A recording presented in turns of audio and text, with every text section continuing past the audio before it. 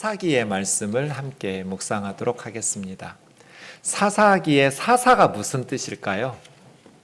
사사? 한자로 보면 선비사자의 스승사자입니다. 선비와 스승?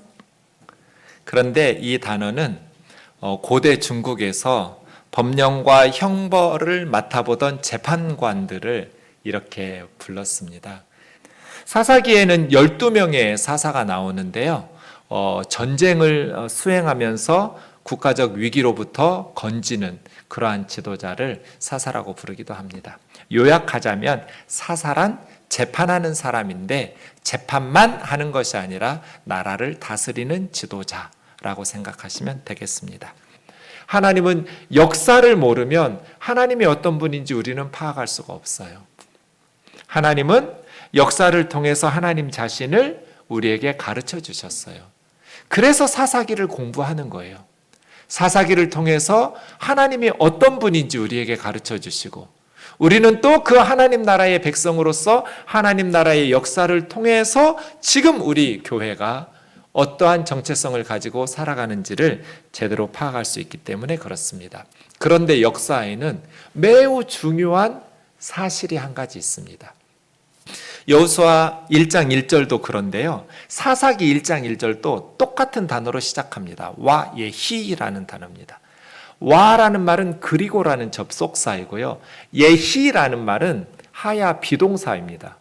그러니까 그리고 있었다. 이게 사사기의 첫 단어예요. 모세오경이 끝나고 여호수아서의 첫 단어도 와, 예, 히였어요. 그때는 여호수아 대신에 모세만 바뀌었어요. 똑같아요. 그리고 있었다 후에 죽은 여호수아가 이렇게 사사기가 시작되는데 여호수아서도 그리고 있었다 후에 죽은 모세가 이게 무슨 뜻이에요? 역사는 위대한 하나님의 사람들이 죽었다고 해서 끝나지 않아요. 그리고예요. 그리고 와 예히 있었다. 모세가 죽은 후에 이게 여호수아서죠.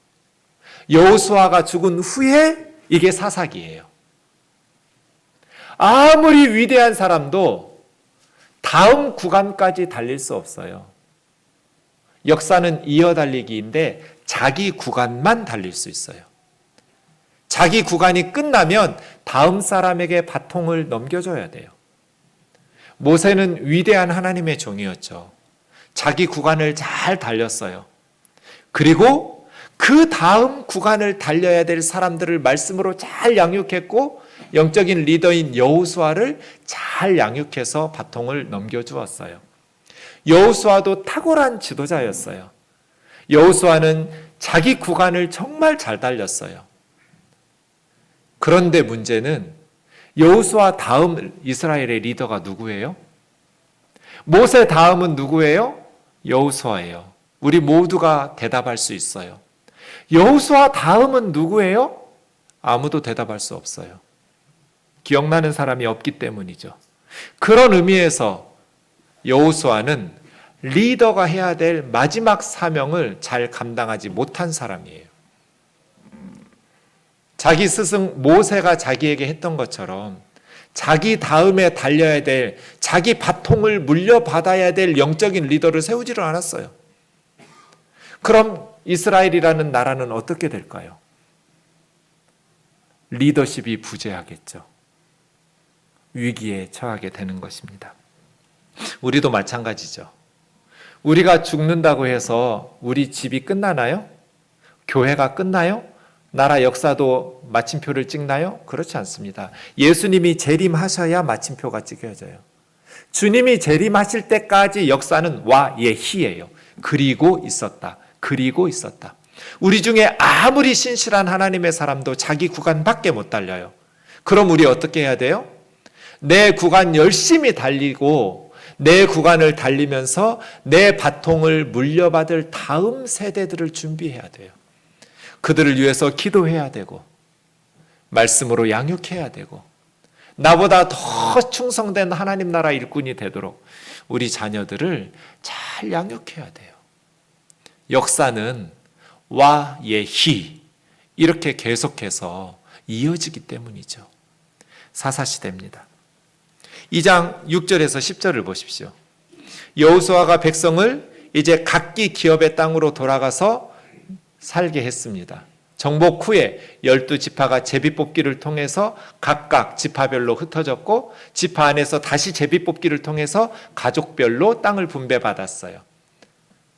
그런데 이스라엘 백성들은 여호수아가 사는 날 동안에 또 여호수아 죽은 후에도 여호수아 시대의 장로들, 그 시대의 사람들이 살아있는 동안에 여호와를 섬겼어요.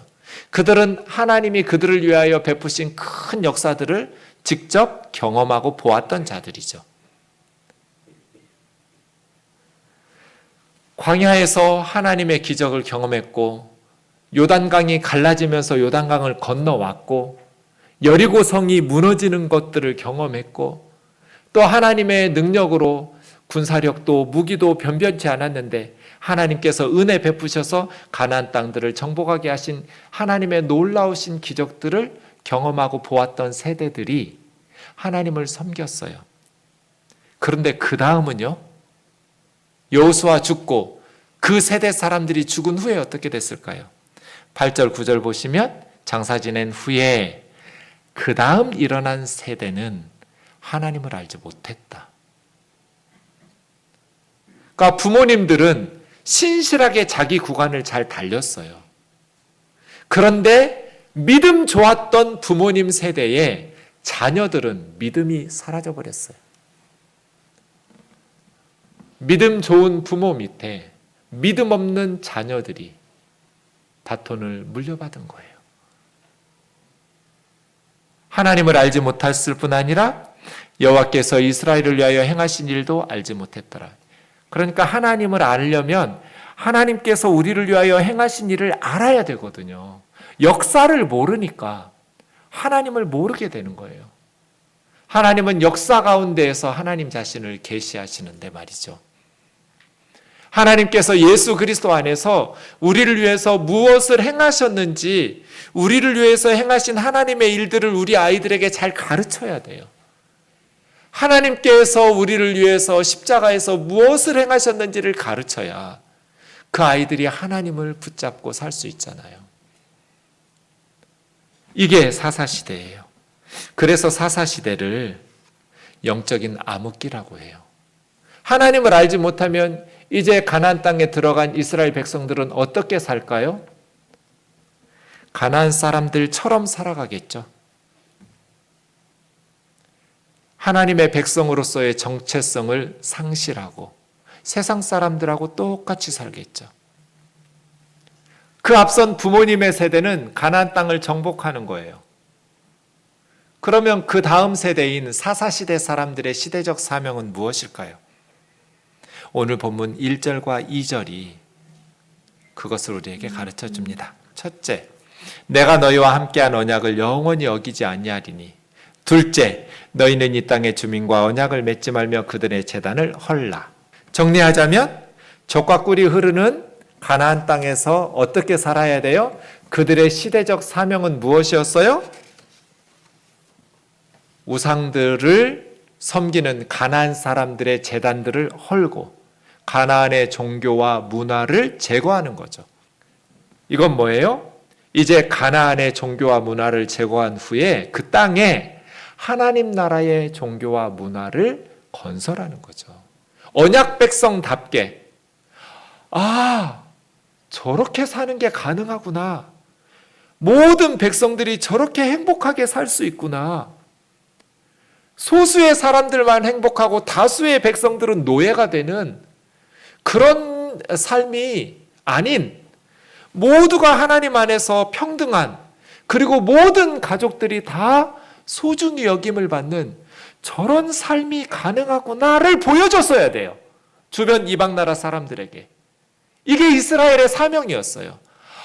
우리 나라도 저런 나라 되었으면 좋겠다. 수많은 나라가 이스라엘로 돌아왔어야 돼요. 이것이 가나안 땅에 들어간 그들의 시대적 사명이었어요.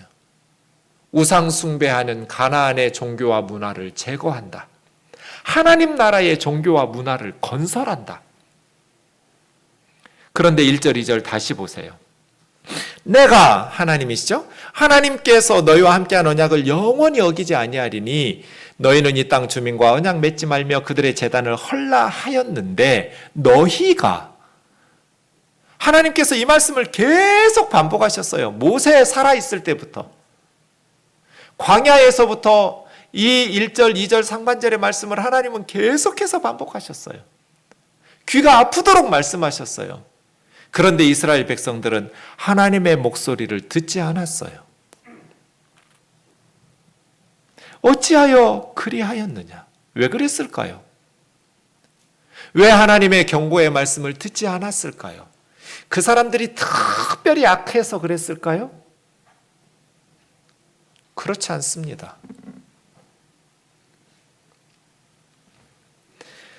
하나님의 말씀을 불순종하면 3절은 어떻게 시작할까요? 그러므로겠죠. 그러므로 이제 그들이 너희 옆구리에 가시가 되고 그 가나안의 신들이 너희의 올무가 될 거다. 그래서 너희는 고통스러운 삶을 살게 될 거야. 그러므로죠.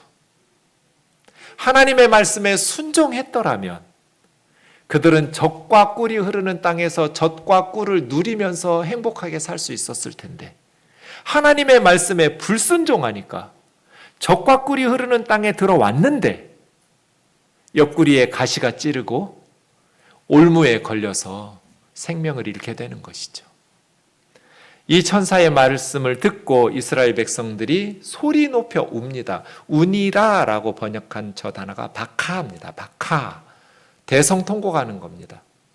그래서 보킴, 통곡하는 사람들 하고 그 지역의 이름을 보김이라고 지었습니다. 보킴, 대성통곡하는 사람들. 약속의 땅에 들어왔어요. 젖과 꿀이 흐르는 땅에 들어왔어요. 그럼 이제 행복하게 살면 되잖아요. 하나님 말씀 순종하면서 그렇게 가슴 찢어지게 아픈 노예로서 애굽에서 살았는데 아들 낳으면 죽여야 되는 그렇게 채찍에 맞아가면서 희망 없는 삶을 살다가 드디어 출애굽했고 광야 40년을 잘 견뎌냈고 요단강 건너서 하나님이 주신 땅 인생에 처음으로 내 집 마련했어요. 그리고 내 이름으로 등기되는 토지, 포도밭과 감나무원과 밭을 소유하게 됐어요. 더 이상 이제 광야처럼 만나 메추라기 안 먹어도 돼요. 골고루 내가 먹고 싶은 거 심어가지고 맛있는 것들을 누리면 돼요. 하나님의 말씀 순종하면서 우상 숭배 배격하고 하나님만 섬기면서 더불어 함께 율법의 정신이 타인의 권리 존중이잖아요. 내가 땀 흘려 노력해서 더불어 함께 나누면서 살면 돼요. 남의 것 강도질하고 도둑질하고 이렇게 안 살고 그냥 정직한 땀 흘림으로 그렇게 살면 모두 함께 행복해져요. 그렇게 살면 되잖아요. 젖과 꿀이 흐르는 땅에서 하나님의 은혜를 누리면서 살면 되는데 대성통곡하면서 복임의 통곡.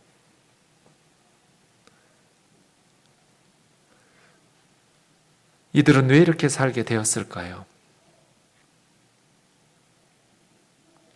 한 가지 질문이 생깁니다. 아니 사사시대 350년을 그렇게 2장에서 복임의 통곡하고 끝낼 것이 아니라 회개하면 되잖아요. 하나님의 사자가 말씀하실 때 우리가 잘못됐구나 라는 것을 깨닫고 가나안 사람들과 언약을 파기하고 그들을 쫓아내면 되잖아요. 그리고 다시 하나님의 말씀에 회개하고 순종하면서 하나님 나라 백성의 그 종교와 문화를 건설하면 되잖아요. 복임에서부터 다시 시작하면 되잖아요. 복임에서. 왜 복임에서 다시 시작하지 않고 대성통곡한 후에 350년 사사시대를 끌고 가냔 말이에요. 사사시대는 점점 영적으로 타락해요. 뒤로 갈수록 더 악해져요. 그래서 사사기를 설교하는 5주 동안 마음이 너무 부담이 돼요. 이게 지금 1년 반 만에 예배당에 다시 모였는데 이렇게 우중충한 메시지를 전해야 되는 목사의 심정이 얼마나 무겁겠어요. 뭔가 좀 희망적인 메시지를 전달하고 싶은데 사사기는요, 뒤로 갈수록 고통스러워요. 복임에서 다시 시작하면 되잖아요. 다시.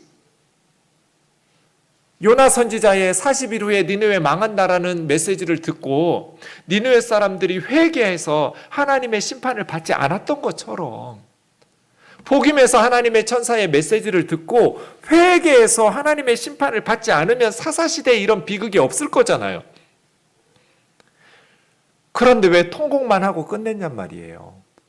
왜 통곡으로 끝났을까요? 하나님의 메시지는 심플해요. 가나안의 종교와 문화를 제거해라. 하나님 나라 백성의 종교와 문화를 건설해라. 그대로 하면 되잖아요. 복임에서부터. 왜 안 했을까요? 1장 27절 28절을 보십시오. 므낫세 지파 이야기인데요. 므낫세 지파만 아닙니다. 우리가 지난 일주일 동안 큐티했던 것처럼 다른 지파도 똑같았어요. 므낫세 지파가 베스안, 다아낙, 돌, 이블람, 무깃도 사람들을 쫓아내지 못했어요. 가나안 족속이 결심하고 그 땅에 거주하였더니 이스라엘이 강성한 후에야 가나안 사람들을 노역을 시켰다. 종으로 부려먹었다예요. 두 가지 문제가 있어요. 첫 번째, 베스안, 다아낙, 돌, 이블람, 무깃도 이런 도시들은 지도로 확인해 보면 교통의 중심지예요. 이건 무슨 뜻이에요? 경제와 군사의 요충지란 뜻이에요. 그러니까 다른 도시들은 이스라엘 백성들이 쉽게 정복하면서 하나님의 말씀에 순종할 수 있었어요. 그런데 이런 도시들은 군사적으로 경제적으로 중요한 도시들이기 때문에 가나안 원주민들이 결심하고 필사적으로 싸웠어요. 그래서 정복하기가 어려웠어요. 그럼 어떻게 해야 돼요?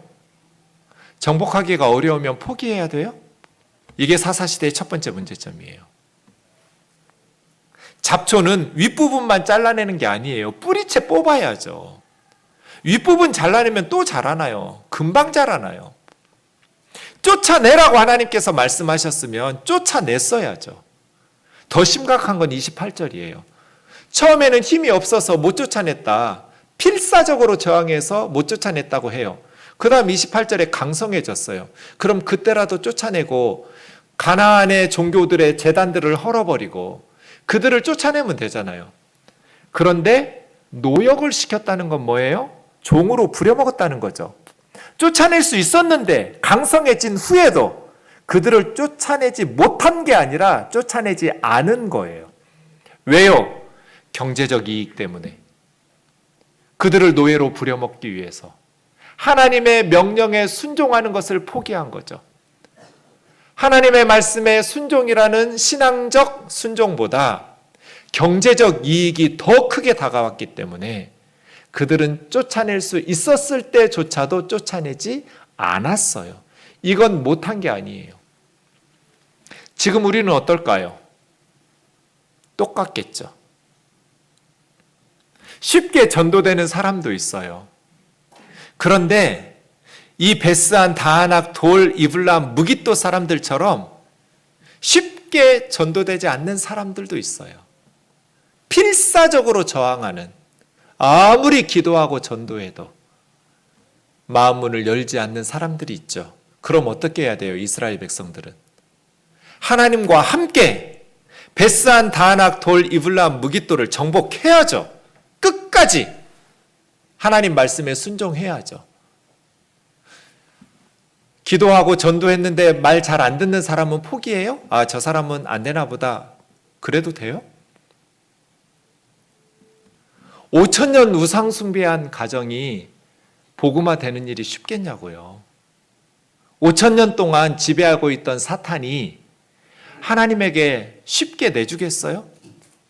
그러면 하나님의 백성들이 끝까지 포기하지 말고 복음을 전하고 기도하셔야죠. 최선을 다해서. 그런데 27절 그들은 포기했어요. 저와 여러분의 사명이 뭐예요? 하나님, 우리 가족들, 또 우리 친구들, 우리 이웃들, 우리 직장 동료들, 하나님의 백성으로 구원해 달라고. 아무리 기도해도 잘 되지 않는, 전도되지 않는 사람이라 할지라도 끝까지 포기하지 않고 그들의 구원을 위해서 헌신하는 게 우리의 사명이잖아요. 복음에서 통곡하고 끝날 것이 아니라 회개하고 새로운 역사를 시작할 수 있었는데 그들이 그렇게 하지 않은 이유는 가나안의 종교와 문화가 그들의 욕망을 부추기고 그들의 쾌락을 부추기기 때문입니다. 한편으로는 필사적으로 저항해서 정복이 쉽지 않은 면도 있지만 그들의 종교와 문화가 인간적으로 세속적인 그들에게는 너무나 즐거움을 주었기 때문이에요. 지금 우리는 다를까요? 모든 시대 하나님 나라 백성의 사명은 똑같습니다. 가나안 종교와 문화를 제거한다.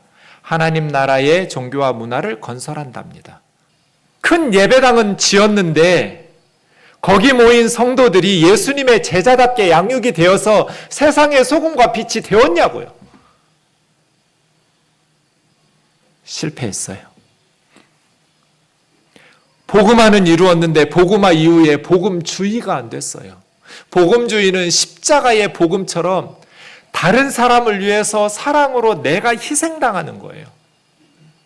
교회가 하나님의 백성들의 정신을 풍요하게 하고 마음을 풍성하게 만들어서 예수님의 제자로 사는 것이 삶의 보람이고 기쁨인 것으로 가르쳐서 세상에서 나가서 더불어 함께 희생하면서 사랑하면서 이 사회에 희망을 던져주었더라면 오늘날 한국 교회는 이렇게 위기를 만나지 않았을 거예요.